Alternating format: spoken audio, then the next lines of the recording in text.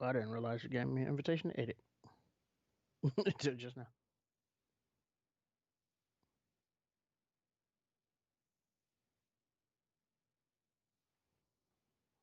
All right.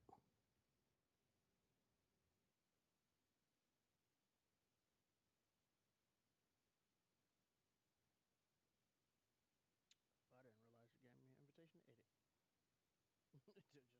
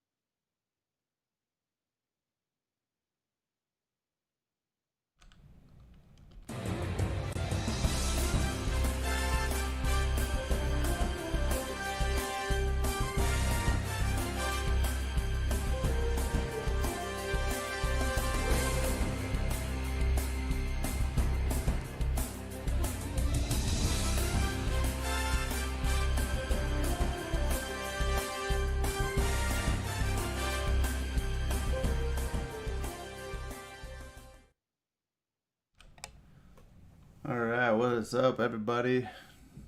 Nighthawk here for the first episode of Hawk Talk. With me today is Trey Hawk, the other half of my Hawk. What's up, Trey? How you doing, man? I'll mute your mic. Yeah, hey, what's going on, everybody? You're good. You're good. Mm-hmm. So Trey, man, 13. Started week 13. What? I mean, we've had a crazy ride season one so far. Looking forward to season two. Right now, let's jump. What have you liked so far? 12 weeks in. What have you liked so far about the CSBA? Well, a lot to like, man. Obviously, the expansion was a big deal. We started out with basically a handful of folks, but all of a sudden we went from like 20 to 40, 40 to like 100 in like no time. So just the changes, seeing the developments and whatnot has been great. And then the competition developing. Like, yeah, some teams that were struggling at the beginning that caught stride in the middle. Some teams that were doing well in the middle have kind of came back to the pack a little bit with the additional recruiting and whatnot. So it's a lot of fun stuff to see. Um, For sure, for and sure. just the way the competition has been entertaining, really, which is what this is all about. For sure, yeah. No, I've enjoyed the time that I've had here for sure. Let's jump right into these power rankings done by our master Wired here, and let's jump right in and see who he has at the top going into week 13. I'm gonna jump right into here, and I'm gonna turn this on.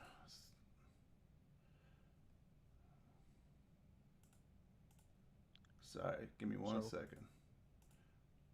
We're I still got it popped up. I can just run through them right quick. we're still on Or did you want to talk about them screen. as we're doing? That's not gonna work. Okay, so I got it on screen. I was gonna put it on Okay. screen, but I'll get it on here. So Oh, gotcha. number one, he's got Louisville at the top. The Ville after week 13, followed by Duke, Kentucky, Michigan State, and Kansas is your top five. What do you think? You think those rankings are correct after 13 weeks? Those I, top five?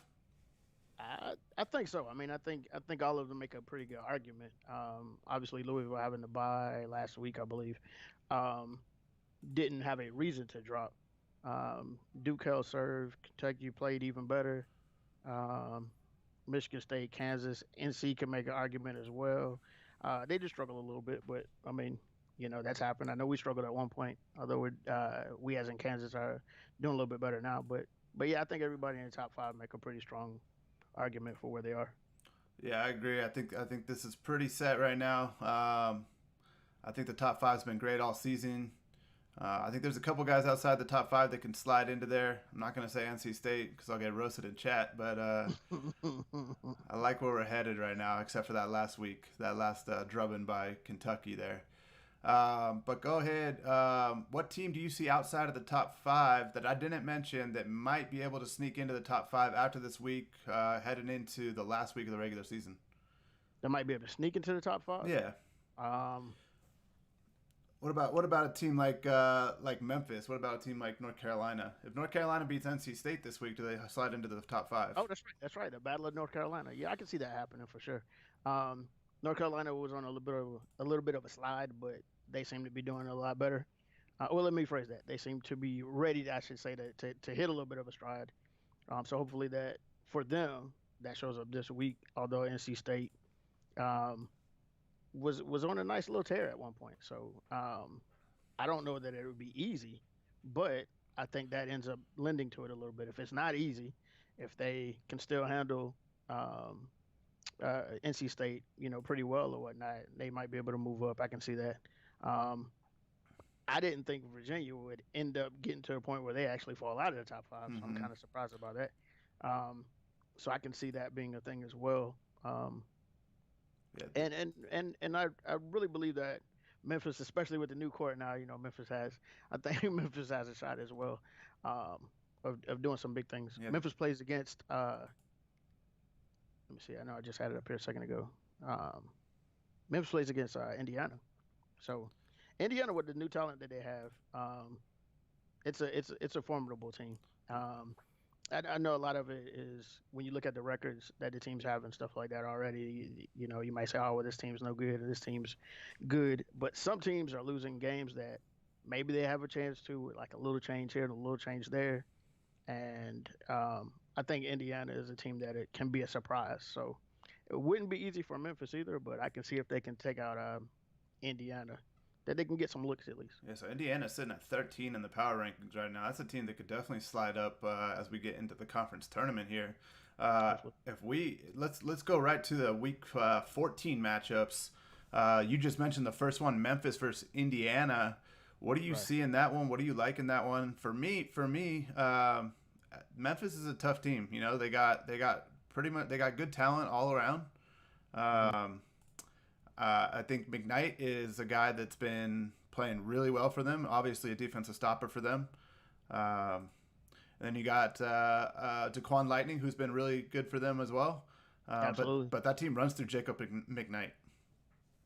Yeah, well, yeah, but I mean, you just failed to mention Thrickston just now Yeah. because Thrickston's gonna play a part in it most likely, um, especially considering like I believe right now he leads the team in scoring. Yes, he does. Um, you don't know if Lightning's gonna strike, but if it does, it can go on one of those tears like a lot of the 3LSs do right now. They just go on these tears where they score like 7, 10, 12 points in a row. Um, and Daquan has done that more often than some of them. I don't know right off if he's a 3LS, but I believe he is. Um, but yeah, when Daquan Lightning strikes, basically, that becomes an issue, especially if Memphis is playing tight D as well. Yeah, So and then on the Indiana side, you got the big Moto center out there with Michael Williams. Moto, Moto's that inside out How do you think they're gonna? I mean, that's gonna be a tough guard for a guy like McKnight, who's more of a paint defender. Right. If Moto's gonna stretch him out a little bit, how do you see that playing out? Well, that's exactly what I was about to say. Like, if depending on how they use Moto this week or how Moto ends up performing, um, that could be a challenge because McKnight does a lot of his damage down in the paint. Um, but Moto's fast. Moto can get around. He had a tough matchup last week, but outside of last week, he's been balling. I think averaged like 15 and 7. I think the 2 weeks prior to the Kansas loss. So I mean, so he's doing his thing. He's still leading the team in scoring. You got Williams. It's always tough. I think he plays multiple positions as well. So we don't know if he's playing more power forward or more small forward. Um, and and again, What like I about said, Ihiggy? and again, like they said, excuse me, I said they have all the new players as well. Higgy's always a challenge. Mm-hmm. He can be a bit streaky as far as shooting, but as Kansas saw last week, Gordon was it Keon Gordon? Mm-hmm. He's a problem. He's a problem if you don't pay attention, you're gonna get caught with Keon Gordon. So, Yeah, I mean, so, like you said, so if you're not prepared for that, yeah, since Ihiggy took over for Indiana, they've been really good, and this is a team that could definitely shock you if you're not careful. So Memphis is definitely gonna have to be on their toes. They're not going to be on their new home court. They're going to be at Indiana, so definitely a tough they house to got play in. they got basketball Jesus too. So Yeah. Uh, that's his thing. the second game of that night, the second game of that night is Michigan State and Purdue. Purdue, a team that's just kind of hanging in there right now, playing 500 basketball, but they're only a game out of first right now with Michigan State. So this is for first place in the Big Ten Conference. What do you think about this one? I think both teams are tough. The big thing with Michigan State is again kind of how they use their in and out. So their in and out happens to be the most dominant player in the league. That's Bigums, right? So Mm-hmm. um, if Bigums is going 38 and 15, then it's hard for anybody to deal with that. They have a lot of fast guys and they have a lot of good shooters around them. So all the fast guys and the good shooters around them, or even some you can say good shooters, you can say streaky shooters, you can say whatnot, but um, they clearly deliver. They got multiple guys that score double digits on the team, and they also have the most dominant force in the paint in the league, or at least at center in the league. Um, Mm-hmm. so, so that's a tough challenge for anybody. I think that Purdue has a lot of capable bigs, so that's always a good thing. Amara's one of them, I believe, as well. I mean, they got a lot of capable bigs that can kind of mug things up a little bit, but he's just so hard to tell from week to week how he's going to be. I mean, he gets out and he runs the break. Yeah, He gets assists, he gets blocks, he gets steals. yeah, So he's a load. he's been one of the best in the league for sure. One thing we got to look out for Purdue is Spencer Murray is really talented point guard. Michigan State, I mean, they got talent all over the floor, but they're going to have to limit Spencer Murray a little bit. And I don't think if you're Purdue, obviously you're going to focus on Kareem Bigums, but you can't really do too much because Quinn James can hurt you. Oh yeah, absolutely. That's what I meant by like I say, he has the shooters around him. There's a few. I think I don't want to throw off the wrong names right now, but they have a few. Quentin James is a big one though. I think he might be second on the team in scoring if I'm not mistaken right now. But yeah, he can get loose. He's one of those that can score 7, 10 points in a row quick. Um, and that changes the whole aspect of everything that you're trying to do. Yeah, Michigan So State's built well for sure. With Bigums taking a lot of attention, they got guys like Quinn right, James, Keon King, Dion Cooper, guys right. that could score. So for sure, Purdue's gonna. go ahead. Oh, go ahead. I'm sorry. No, I was gonna say Purdue's gonna create some issues as well though, with Twix and with the other guys that are with Spencer Murray. Um, there's gonna be like it just depends on who gets hot really. Yeah, for That'll sure. that'll be one of those matchups probably, uh, if not the best, maybe the second best matchup of the week. I think so as well for first place in the Big Ten. Then on Wednesday, first game we got Kansas versus Maryland. Your Kansas Jayhawks versus a Maryland team who's 2-10.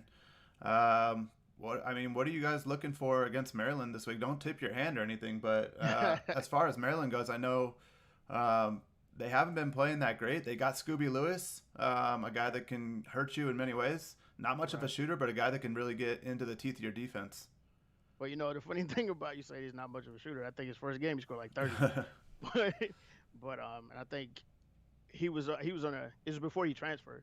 and we played against him the second week, and he dang near scored that again. I think he ended up with 19, but he got going at different times, and that was a tough one. Um, so now you add him to Gleasack Mm-hmm. and all these guys for from Maryland, and that's going to be a challenge. Obviously, Three Chains does what Three Chains does. As much as he can produce with points and assists. Obviously, we know he does what he does with steals. I think he does a pretty decent job of staying in front of people, and the rest of the guys just do a pretty decent job of helping him out. In that case, because we got so many strong point guards in the league.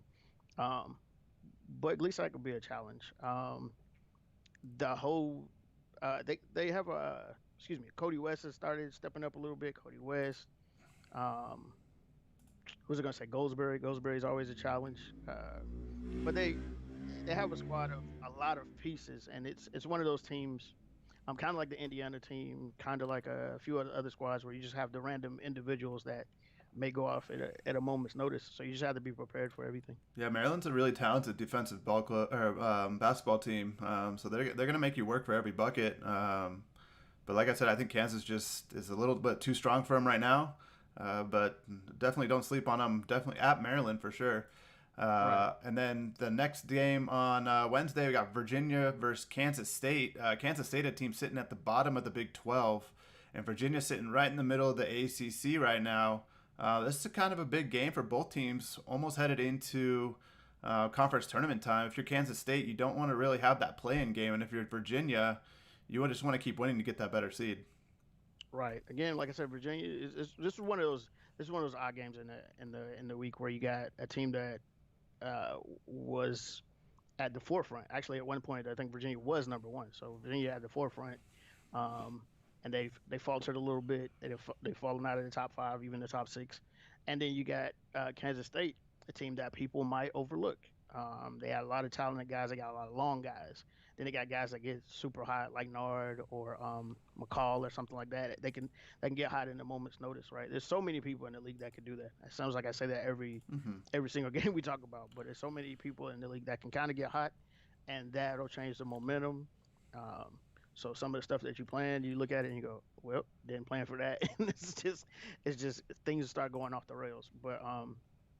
But yeah, I see Kansas State as at least putting up a fight, for sure. They got a lot of long guys. If you start going with long rebounds and things just start getting kind of wild, um, they can they can uh they can really make a excuse me they can really make a play for the W.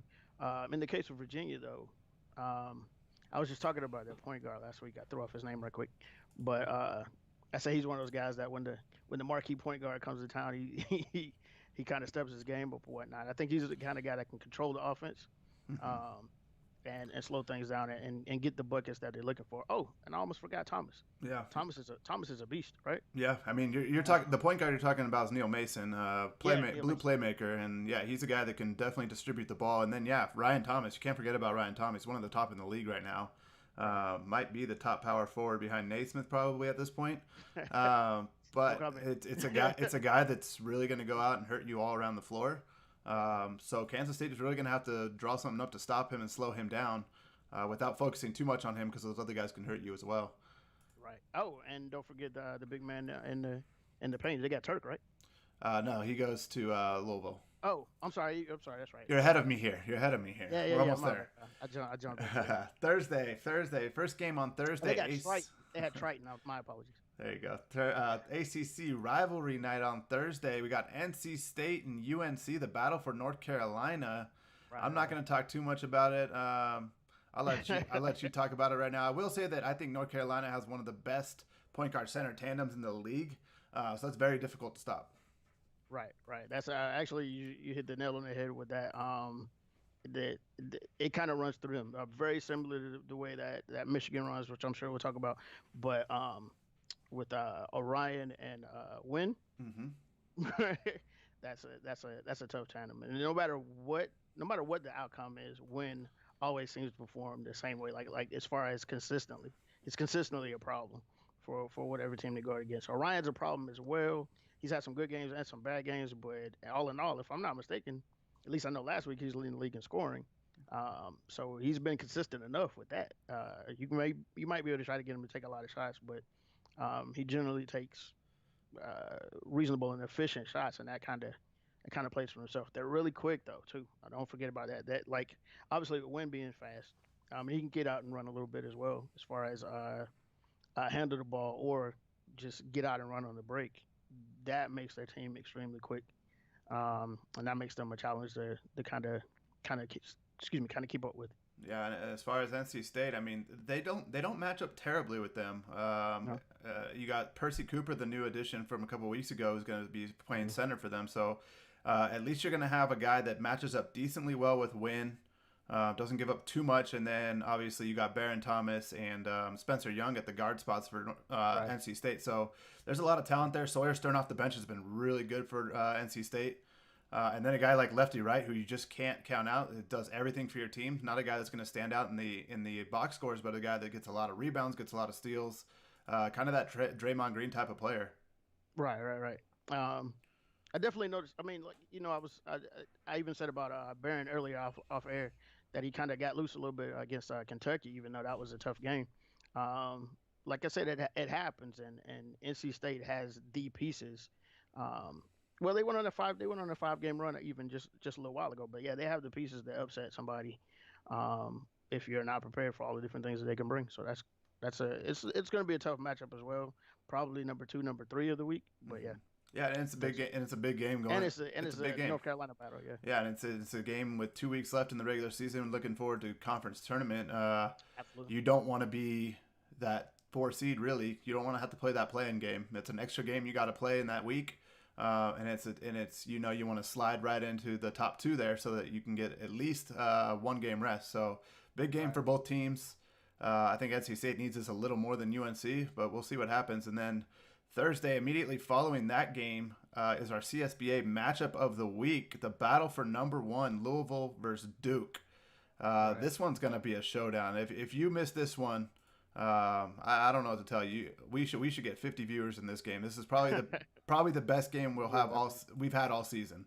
Right. Number one versus number two. Louisville's guards versus Duke's bigs, or I'm sorry, Louisville bigs with Turk Mavericks versus Louisville Right. with Duke's guards, and then number one on the line. So this is going to be a crazy crowd, crazy atmosphere. What do you see happening in this one? Um, a lot of running and a lot of gunning. Even though I know that Louisville is they have the size with Turk. Um, Turk can start the fast break. Mm-hmm. Like Turk can snatch rebounds, pass the ball down, and the guys just go right. So there's some of that coming from Louisville. There's a lot of that coming from Duke as well. Um, I wouldn't be extremely surprised to see some slowdown here and there, but the potential for it to just be a fast gun slinging show is there as well. And with it being the number one and number two matchup, there's going to be a lot of tension, um, and a lot of, I don't know if you want to say the pageantry or whatever, but it's going to be kind of a big deal, especially if the game's close late. So I'm looking forward to it. I think it can be close late. I think it could be high scoring, possibly, and it'll probably be a situation where you have one random person that you don't expect end up scoring 10, 12, 13 points and making a big difference in the game. Yeah, I mean, you mentioned that X factor, and these kind of games, that's definitely something that you're going to see. I mean, Louisville's got Turk Maverick, one of the top in the league. We talk so much about Kareem Bigums at center, but Maverick's right there. He's been so good for this Louisville team. Scooby Lewis left that team, mind you, and Right, they're right, right, still holding on to that number one. So, and then right. Derek, and then you got one of the best in the league, small forward, probably the best small forward in the league at Trey Upton in Duke, Hmm. who's been really good for the Blue Devils. But like you said, it might be a guy like Darius Martin. It might be a guy like Terrence Top that goes off for one of these teams. Right, T.J. Rose. It's going to be somebody that we don't see coming. We saw Scott Pinesaw was in Player of the Week candidate a couple weeks ago. right. That's a guy Absolutely. that can hurt you off the bench. Hmm. And then I mean, this Duke team's just filled with talent. So like I I think it's wouldn't be going to be. surprised if. Okay, I'm sorry. Go ahead. No, I was gonna say I wouldn't be surprised if there's, but then there's also the possibility of having just a Trey Upton show. I think he's the type of talent that could just take over the game, even in a big game, even against tough competition, even in one of those situations. I think he could be one of those guys. So I wouldn't be surprised to see that, to see him in the high 20s, um, or more, but probably not that. But in the high 20s, even in a tight game, like. if it's a real tight, tough game, a lot of defense. If people start slowing down, but he still scores 23 or 25 points, um, that'll be the talk of the game basically. Yeah, Uh, so and I see that as being a possibility, but it depends on how he's trying to get those points because Turk's not giving them away free in the paint for sure. yeah, Wired in chat saying Oli, and that's a really good point too. Is Yeah, absolutely. Oli at center is a guy that's gonna make Turk work, and he's gonna be a Hmm. guy, big body guy that's gonna give Turk some work in the paint. So that's definitely a matchup I want to watch this week.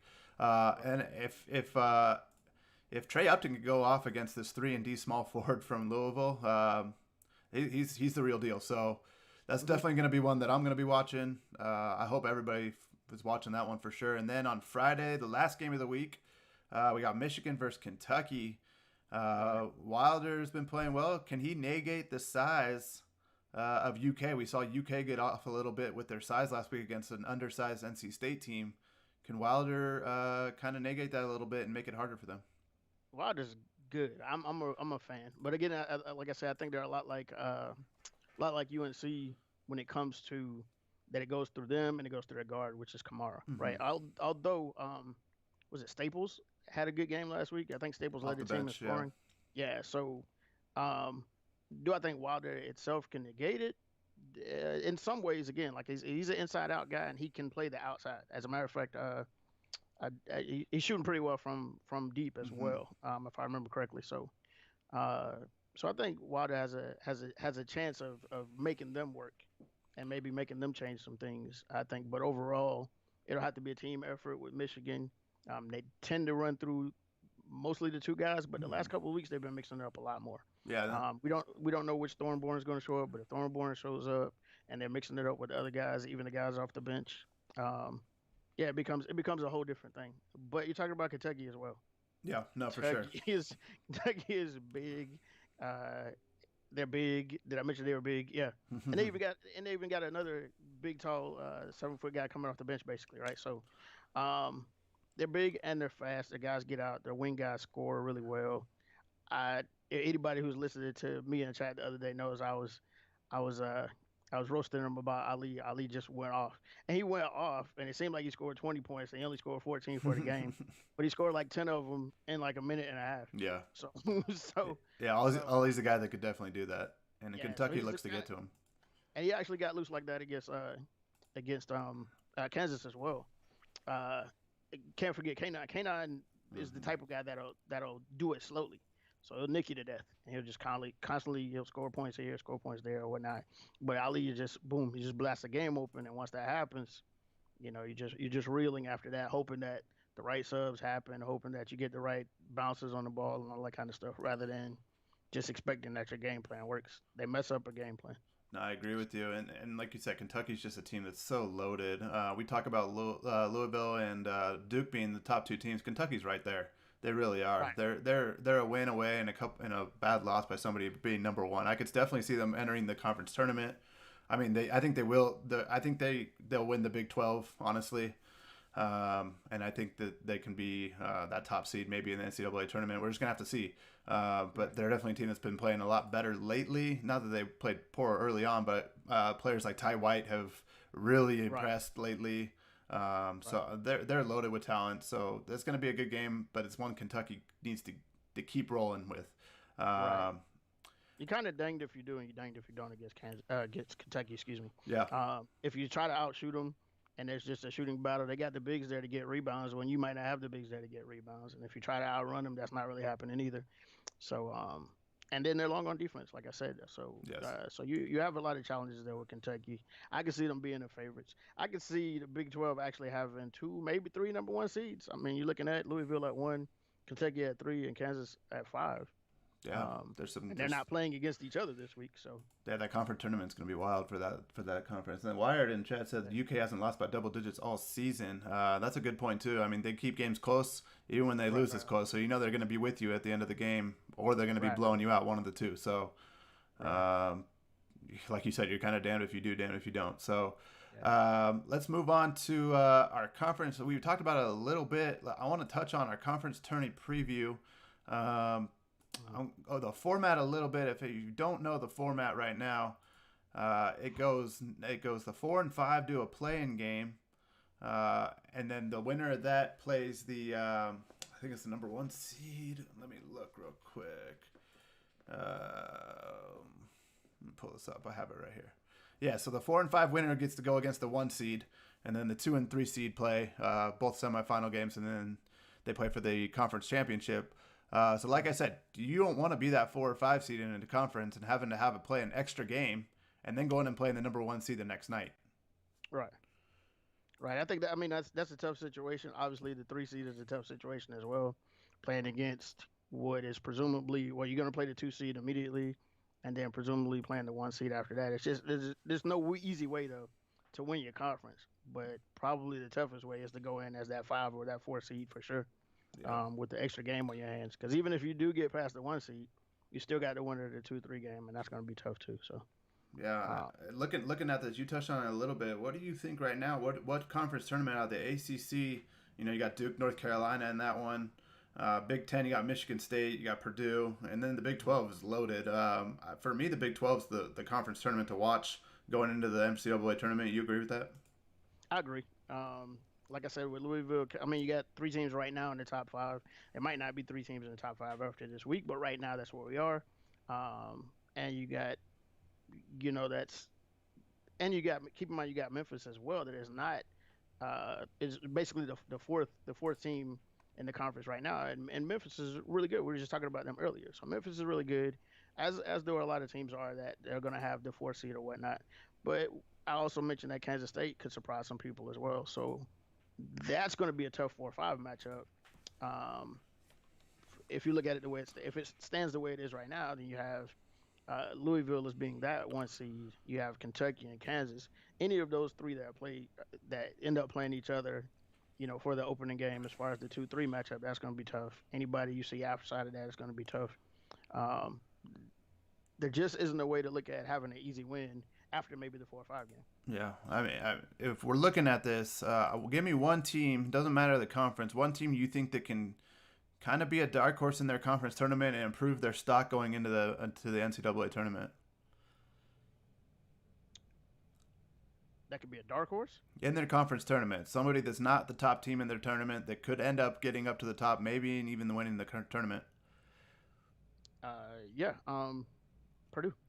Yeah, that Yeah, Big Ten Purdue. conference They're getting ready. They're getting ready to play Michigan State now, right? If you're not mistaken. for the top in the Right? Big, yeah. So Yeah. So as it stands right now, they're second.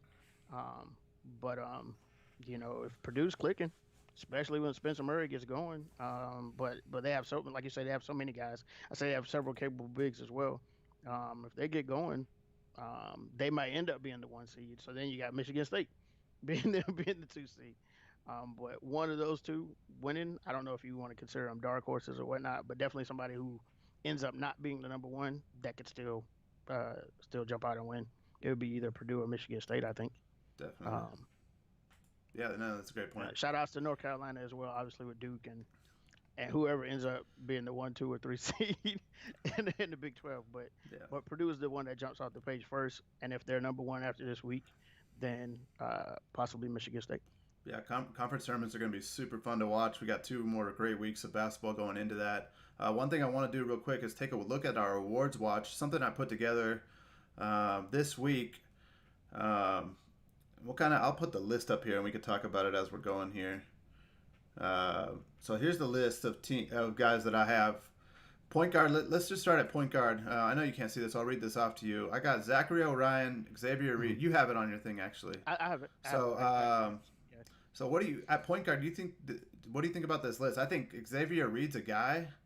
3 Chains, as we know him, is a guy that was actually the last 2 weeks has really climbed this ladder. Mhm. Yeah, I mean, I think he's been performing well all season.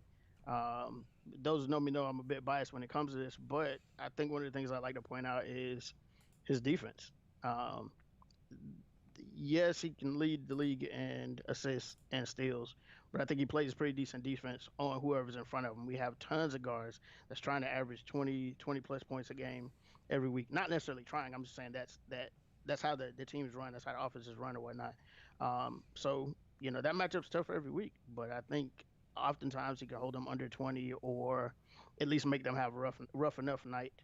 Um, that they're shooting not at their optimum abilities. So that would be part of the argument for him. Obviously, the steals and the assists are kind of a big deal. And he also leads the team in scoring. So as the valuable players at that point guard position, he would be one of them.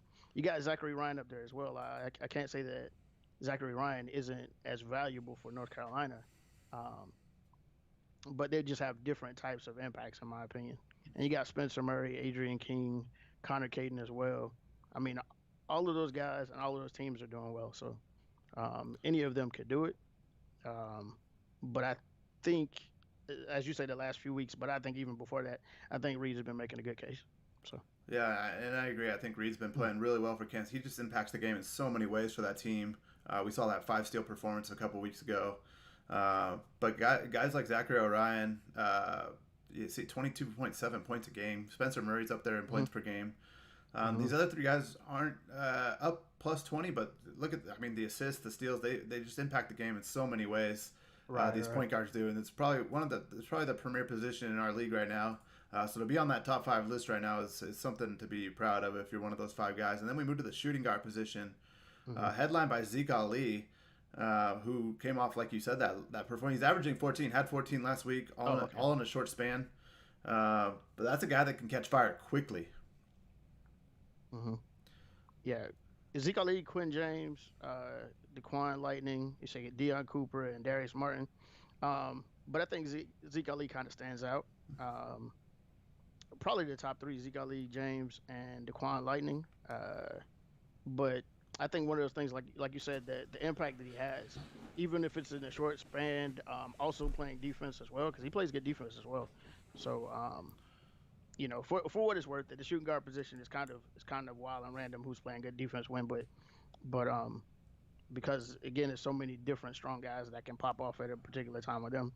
But playing with those Kentucky anchors, I think he has a good opportunity to kind of again stay in front of his man and make things complicated. And I think he does it.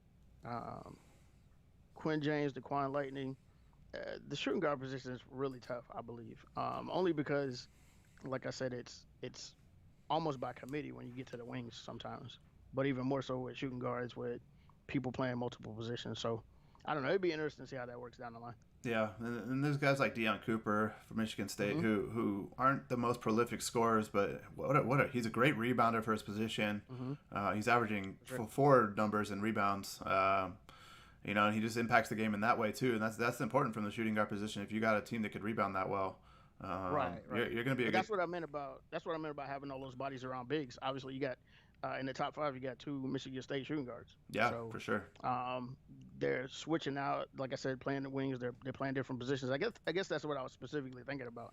Hmm. But they just have multiple small guys um, that can hit shots, that can run, that may get a steal. So it's kind of hard to pick guys out. Good job with Cooper and James, um, but yeah, it's hard sometimes to stick out in the shooting guard group as you're alluding to with the list. So. Yeah, for sure. And then moving on, small forward. I mentioned Trey Upton earlier. Mm-hmm. Scooby Lewis is right there with him, and then Frankie J, Michael Williams, and Dorian Jaron from Kansas. One of your guys from Kansas has made that list Oh yeah, there. Tell me a little bit about Dorian for people who may not know him. A lot of good guys on that Kansas team. This is a guy that gets forgotten often.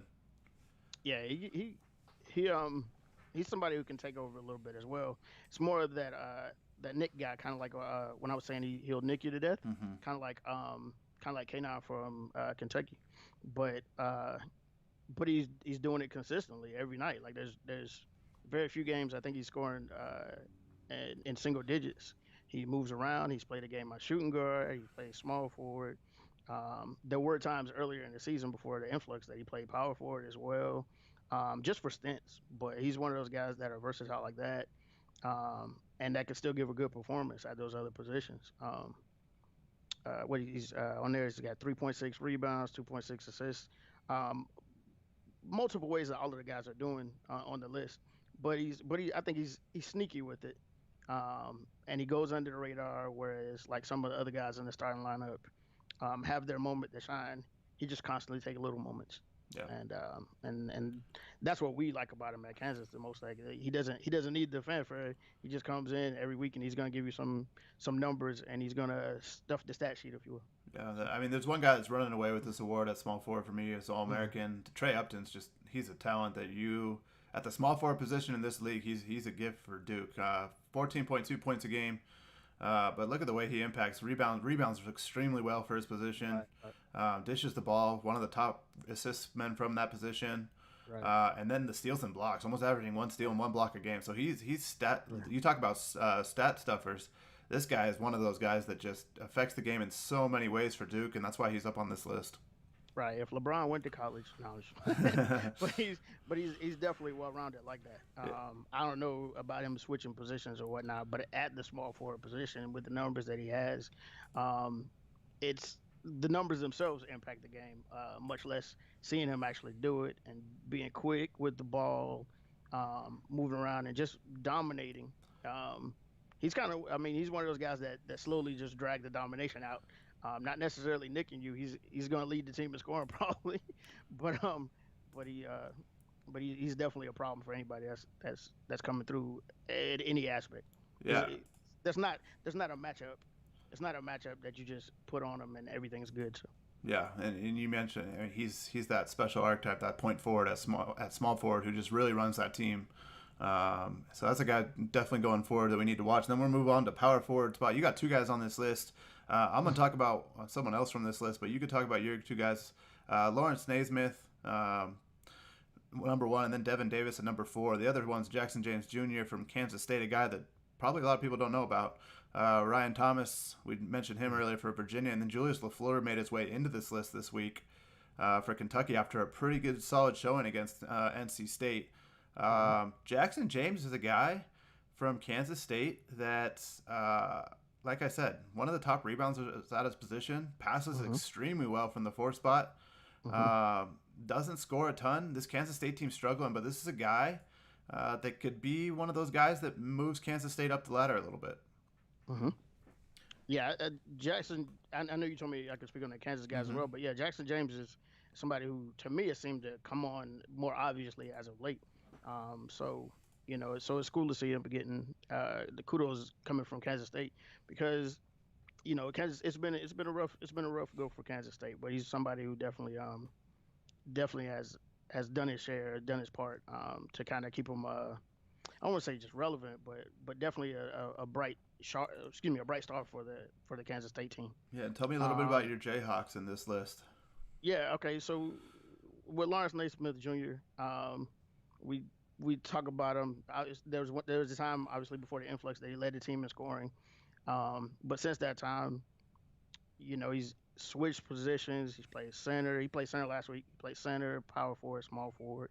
And he's somebody who uh, happens to do that game to game. Mm-hmm. Was just somebody that we can utilize, not just as a scorer, because he's second on that list as far as scoring at power forward, but a lot of that is a lot of that is it's kind of dwarfed or nerfed a bit when he's playing small forward. He doesn't get the rebounds, or if he's Mm-hmm. playing center, he might not be the focal point of the offense because, like you said, we have several guys at Kansas that can kind of go off scoring wise. So because of that, he's been able to move around, and really we've been able to use him as a defensive stopper. Yeah. So he's kind of like secretly getting on that matchup and giving that guy nightmares. It doesn't necessarily show up in the points all the time, but um, as far as it may not be as obvious, but if you look back at the box scores at some of the marquee names we played, I've been able to match them up on those guys, and they've had less than stellar nights. I don't have to call out any names or anything like that, but but he's giving some people some tough nights at the center position, at the power forward position, and at small forward. So that's what we like about him is versatility. Now, when you're talking about um, Devin Davis is nearly just as versatile. Definitely plays center and power forward. He doesn't really play small forward, but he plays center and power forward, and does well with both. Um, isn't really the marquee scorer, but has the ability to do it. So that's what we like about him. I just say he's unselfish. Sometimes he's off the bench, sometimes he's starting. He and Naismith Naismith and Sudeikis, who I think ends up suffering a little bit because of it, because Sudeikis can start every week, but we mix it up for matchups and who we put in. Um, but Devin Davis, yeah, he's really unselfish, and when he comes in, he still handles business. He still plays defense. He still gets points. He still gets rebounds. So him averaging 8 and 5, he could probably average what Naismith what Naismith is Mm-hmm. averaging and maybe more, just off sheer numbers. So Yeah, and what a luxury to be able to bring a guy like that off the bench. The thing I like about Devin absolutely. Davis is he just plays both sides of the floor so well. I mean, you see his Hmm. steals and blocks numbers. That's such an impact off the bench, especially in Hmm. this league when I mean the top talent goes to the bench. You bring a guy like Devin Davis in, he takes over games for you. And then Hmm. Lawrence Naismith, we talk about guys in the NBA like Ben Simmons. This is a guy that can affect the game like that. He can dish the ball from the three spot. He can play. He can guard at multiple positions. He could score for you. He rebounds really well. So this is a guy definitely to watch. I think he might be one of the more underrated players. I mean, we talk about Kareem Bigums a lot. We talk about Zachary O'Ryan, Xavier Reed. This is a really underrated guy for sure. And this is gonna for you guys at Kansas. I think that's a guy that's definitely going to be a X factor for you going forward into the conference tournament and into the NCAA tournament. And then we go to the center spot. Where a guy we all know, Kareem Bigums from Michigan State, leads that list, followed by Turk Maverick from Louisville, Right. um, Kevin DeWin from UNC. Prince Chamberlain made his way onto this list this week after a good showing, and then Jacob McKnight True. also made this list. Jacob McKnight's a guy that's not going to score a lot. He knows his role, probably more so than anybody in this league knows what his role is going to be, Hmm. and he's going to go ahead and he's just going to play his role. He's a guy that's going to bang down low. He's going to get rebounds. He's going to get blocks. He's going to get steals, and he's going to play good defense. And that's what his team needs at Memphis, and that's what he provides from. Um, so, I mean, Jacob McKnight's a guy for me who is at 5 on this list, but might be more valuable to his team than a couple of the Excuse other me. guys. Yeah, I mean, you know, different teams expressing value at the different positions in Mm-hmm. different ways. I think for Memphis, him being an anchor on defense and him pretty much locking down the paint, as I won't say as a solo artist, but I won't say that nobody else is playing defense. But I'm saying he's making that type of impact that he stands out. Um, likewise with Chamberlain. Although they got the twin towers, Chamberlain has been able to step up his game as far as on the offensive side lately. So him stepping up his game on the offensive side, along with the rebounds and the blocks and whatnot, and he's just having a different type of impact later in the season than he was in the beginning of the season. So that's kind of showing him up a little bit more, or making him show up, excuse me, a little bit more. Um, I think Kevin Wynn's been that guy all season. I think he's been a 16 and 10, and now he's like 15 and 9 and a half, whatever. Mm-hmm. But he's been that guy all season. And it's just that something to be said for having that rock. He can also like I said, he can also stretch the court. He can dish the ball a little bit. He gets, let's see, he averages a steal, but he averages 2 blocks. I mean, his oh, excuse me, I'm sorry, I was looking at the wrong one, but point two steals and 1 block, excuse me. But but just his versatility overall is what I was gonna say is what makes Kevin Wynn stand out to me, even though we're just so used to seeing it that it itself might not stand out. Yeah, Um, for sure. and I don't know if there's a whole lot we need to say about Kareem Bacons. Like I said, if it's his night, if his number's called, that's a problem. We got a Shaq in the league, or something else. I mean, he can pull up from behind the arc. Actually, I think he's Mm-hmm. shooting really well from behind the Can arc shoot as it well. very well from behind. Yeah. So and he shoots free throws. Yeah, So only playing in the league, averaging a double double, mind you, right now, yeah. is Kareem Bigums right now. Turk Maverick's Hmm. right there, 10.5 and almost. Right. He's about 2 rebounds away from getting. You know what I mean? Right. He has a 10 Right. rebound game next game. He's there. So that's a guy that's definitely someone to watch.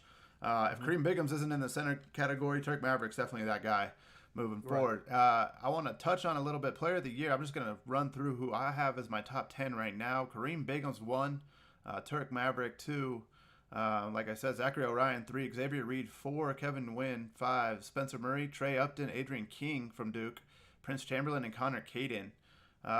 Who do you see on this list that can move up on this? Maybe, I mean, we talk about Bigums, Turk Maverick, and Orion a lot. And we talk about Xavier Reed a lot. That's a guy that's come up a little Right. bit. Is Right. there anybody on this list who you think can improve their stock through the final 2 games of the season? Um. Well, obviously Bigums is there already, so he can't improve. Turk Maverick, yes, depending on how he plays against Duke coming up, right? Depending on how they play against Duke, Mm-hmm. It's a big game. you got Turk. Yeah, you got Turk Maverick can step out there. The last couple of games for Kansas, you got Xavier Reed. Um, it's not something that I know personally from talking to him. It's not something that he's going for, but I like the fact that he's in the conversation, and I think he has the abilities necessary to put himself out there in front like that. So who knows? We'll see how he performs these last couple of weeks. But I wouldn't be surprised to see him constantly just slowly ramp up through the tournaments. So I don't know exactly when the when the awards will be named, but he's somebody I can see moving up as well. Um, Orion and Win both together being on the same team, being so close. I guess it just depends on which one of those guys stand out more. I have the feeling that Win isn't going to stand out more, but he's still going to continue to play the way that he's played. But I think that's interesting as well. If um, Purdue can beat Michigan State, Mm-hmm. then probably a lot of that goes to probably a lot of that goes to Spencer Murray. So if Purdue could beat Michigan State, and a lot of that goes to and then again, like I said, I don't know when the awards will be named, but if it has to go through the conference tournament, there's a lot of room for Spencer Murray to get back to the point where he was when he was leading the league in scoring or just having that type of impact on all of the games. Yeah. So Here's a question: if Louisville finishes first in the country, if Louisville wins a national title, say the awards aren't given out till after March Madness, Louisville wins a national title, does Turk Maverick overtake Kareem Bigums right now for you? if they win the national title, Yep. um, probably. I guess it Just depends on depends on does who titles else trump is stats for doing you? it. But yeah, Does titles trump huh? stats? Kareem Bigums finishes better stats. Turk Maverick wins the title. Does titles trump stats for you? Well, yeah, I think for me it would be just impact overall. Like if Louisville wins the championship and they lose, I mean, excuse me, and Michigan State loses to Louisville, well then I think that's depending on the impact that those guys have had up to and through that point. You wouldn't want to throw out all the stuff that Kareem has done to put them where they are right now in first place in that conference. Mm-hmm. Um, so so in a hypothetical, like if he does nothing and Turk does everything, then that's a whole different thing. But just depending on how they were impacted the rest of the way, and that's why I would consider some of the other guys as well. Like Kareem's numbers are just out there, um, but he can have that same out there impact and a loss, or excuse me, those same out there numbers and a loss. Mm-hmm. Impact sometimes has to do with the level of the game where you try to step up and all that stuff. But you can have, say, for instance, Carson Edwards type numbers and lose. Um, Carson Edwards, when he was in college, would have Mm-hmm. these crazy numbers, Mm-hmm. but they would lose, and it wasn't because of him. So all of that stuff is are things to consider.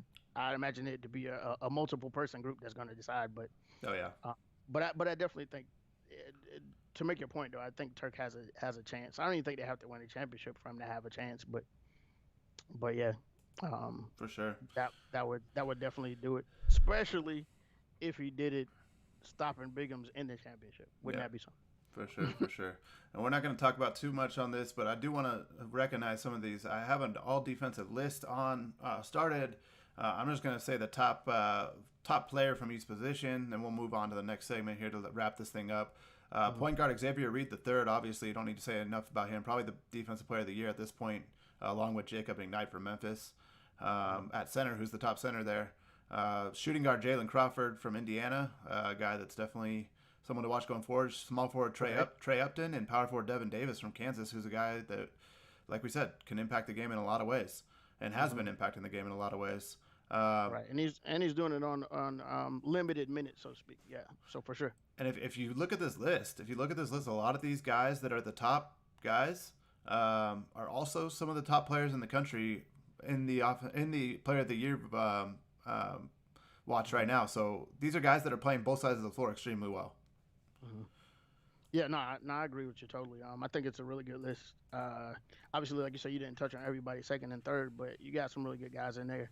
Obviously, the one omission that I would say is the versatile Naismith, but I think the three choices that you guys have in there are all really good choices.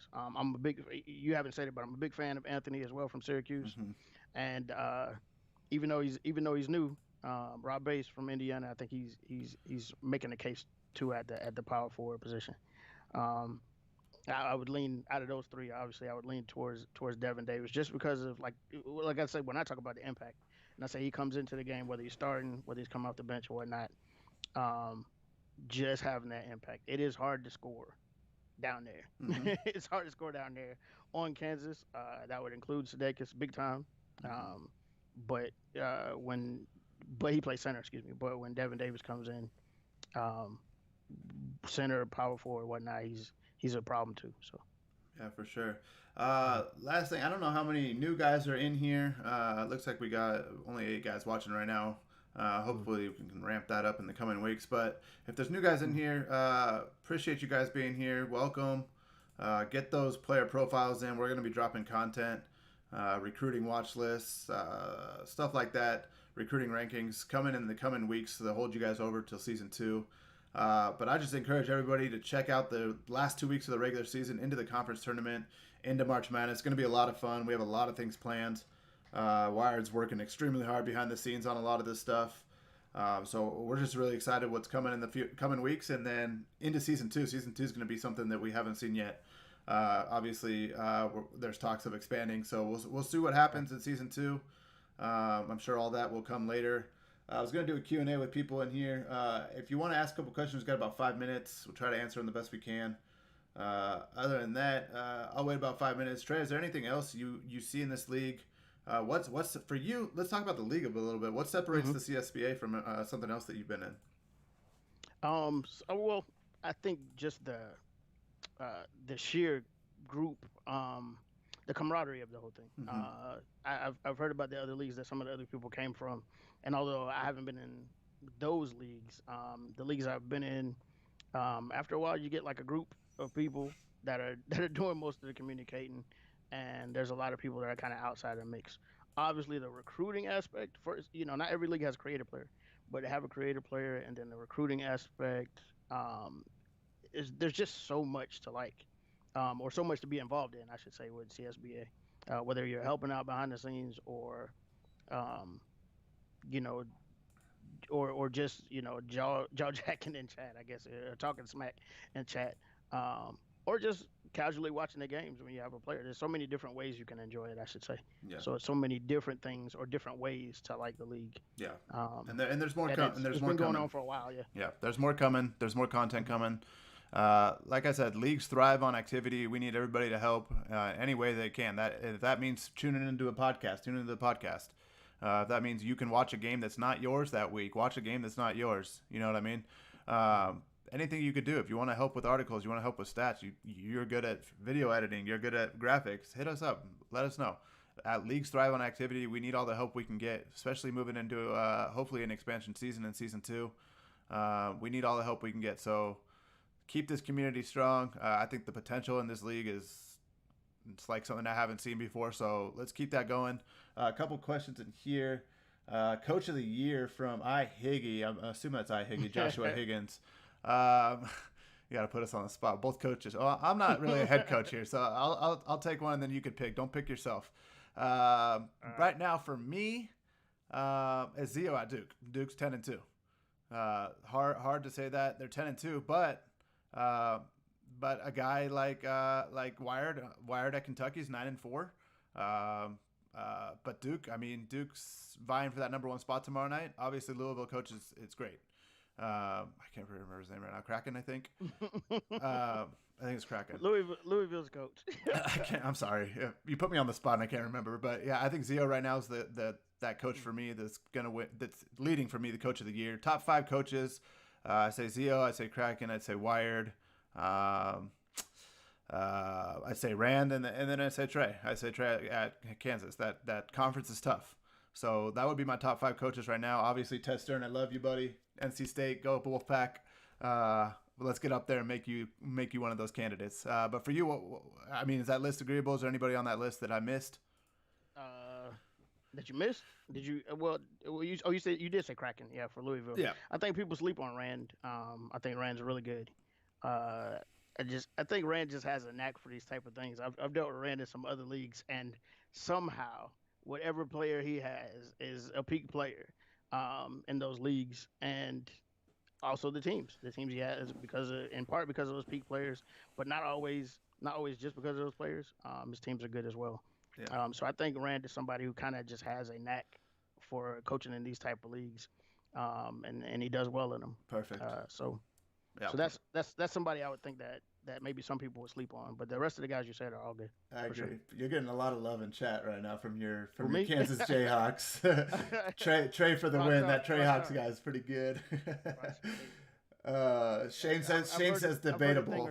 Shane says debatable about our rankings. He thinks he should be up there. Memphis Shane. Memphis Shane is always going to pump his own, toot his own horn, so we can count on that for Shane. I love Shane.